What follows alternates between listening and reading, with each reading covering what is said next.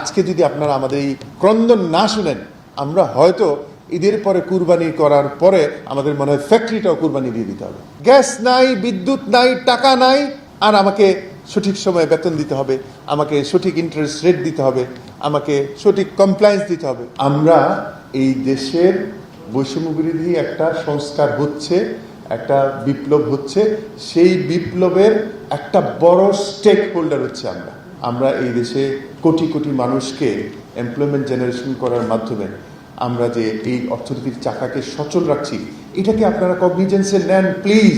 যারা বাংলাদেশকে এত বড় বড় কথা বলতো তারা তো পালিয়ে গেছে। কেউ হয়তো লন্ডনে ঘুরে বেড়াচ্ছে, কেউ থাইল্যান্ডে, কেউ টার্কিতে।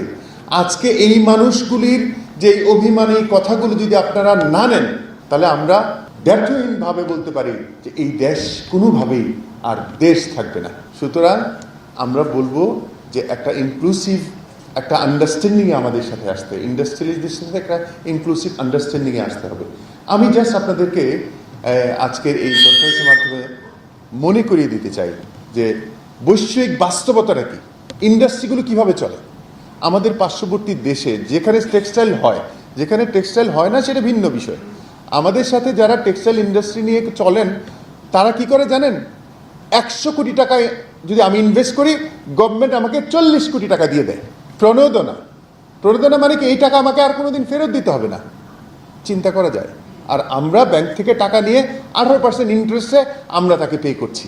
গভর্নমেন্ট গ্যাসের কানেকশনের জন্য আমার একটা ছোট্ট ফ্যাক্টরিতে গ্যাসের বিল হয়েছে 2 কোটি টাকা, সেখানে আমাকে ডিপোজিট দিতে হয়েছে 10 কোটি টাকা। আর সেখানে গভর্নমেন্ট আপনার দোরগোড়ায় এনার্জি নিয়ে এসে দিচ্ছে। এনার্জি বলতে দুইটা ধরন হয় আমাদের ইন্ডাস্ট্রিতে।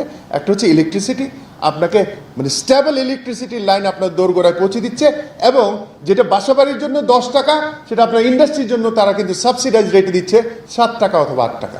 এখন যে কোনো ব্র্যান্ডের পুরাতন এসি বদলে নতুন ওয়ালটন এসিতে উপভোগ করুন 25% ছাড়।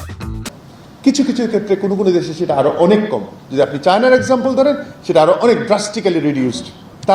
আমরা ইন্ডাস্ট্রি চালাতে গিয়ে আমরা বয়লার স্থাপন করতে হয়, সেখানে কোটি টাকা আমাদের ইনভেস্টমেন্ট করতে হয়। কিন্তু আমি লাস্ট যখন জিআইডিসি মুম্বাইতে গেলাম, আমি যখন লাস্ট ভিজিটে চায়নাতে গেলাম, দেখলাম এত বড় ব্যাসার্ধের বেশ কিছু পাইপ শহরের ভিতর দিয়ে যাচ্ছে। তো আমি জিজ্ঞেস করলাম, হোয়াট ইজ দিস? তারা বললো যে গভর্নমেন্ট একটা তাপবিদ্যুৎ কেন্দ্র চালায়, সেখান থেকে তার উদ্ধৃত তাপ মানে যে স্টিম জেনারেশন হয়, সেই স্টিমটা ইন্ডাস্ট্রিতে দিয়ে দিচ্ছে। তার মানে কি? তার মানে একটা সরকার এই ইন্ডাস্ট্রিগুলো চলার জন্য প্রথমে ইনভেস্টমেন্ট দিচ্ছে 40%। আপনার ইনভেস্টমেন্টের 40% গভর্নমেন্ট আপনাকে দিয়ে দিচ্ছে, আপনাকে সাবসিডাইজ রেটে ইলেকট্রিসিটি দিচ্ছে, গ্যাস দিচ্ছে, ফিমেল ওয়েজ আর্নার্স যারা আমাদের শ্রমিক যারা রয়েছেন তাদেরকে 3 বছর বেতন দিচ্ছে, আরও কত কি। আর আজকের বাস্তবতায় আমরা আমাদের এক বন্ধু বলে গিয়েছেন যে আমাদের জীবনের সমস্ত সঞ্চয় দিয়ে এই দেশের অর্থনীতিকে মানে সচল রাখার স্বার্থে আমরা কিন্তু আজকে আপনাদের সাথে যুদ্ধ করে যাচ্ছি, কিন্তু আমাদেরকে আপনারা কগনিজেন্সে নিচ্ছেন না। Please, this is very high time. ইতিমধ্যেই জিতু ভাই বলেছেন যে আজকে যদি আপনারা আমাদের এই ক্রন্দন না শুনেন, আমরা হয়তো ঈদের পরে কুরবানি করার পরে আমাদের মনে হয় ফ্যাক্টরিটাও কুরবানি দিয়ে দিতে হবে। সেই কুরবানি আমরা দিতে চাই না। আমরা চাই আমরা সকলে মিলে আবার এই দেশটাকে গড়ব, আবার এই দেশটাকে উন্নয়নের শিখরে আমরা নিয়ে যাওয়ার চেষ্টা করব। আমাদেরকে প্লিজ সঙ্গে নেন, সেটা আপনাদের জন্য, দেশের জন্য মঙ্গলময় হবে। এই কথাই আমি শেষে বলতে চাই। Last but not the least, আমি একটা কথা বলে বিদায় নিতে চাই যে we are not magician, we are businessman. আমাদের এই জিনিসটা সবাইকে মনে রাখতে হবে যে আমাদের কাছে ম্যাজিক তো নাই, গ্যাস নাই, বিদ্যুৎ নাই, টাকা নাই, আর আমাকে সঠিক সময়ে বেতন দিতে হবে, আমাকে সঠিক ইন্টারেস্ট রেট দিতে হবে, আমাকে সঠিক কমপ্লায়েন্স দিতে হবে। Please do understand, we are not magician but businessman. আমাদেরকে ব্যবসাটা করতে দেন, এবং সেই ব্যবসার মাধ্যমে ইনশাআল্লাহ আগামী দিনে আমরা বাংলাদেশের অর্থনীতির চাকা সচল করার লক্ষ্যে সচেষ্ট থাকব, এই প্রতিশ্রুতি দিচ্ছি।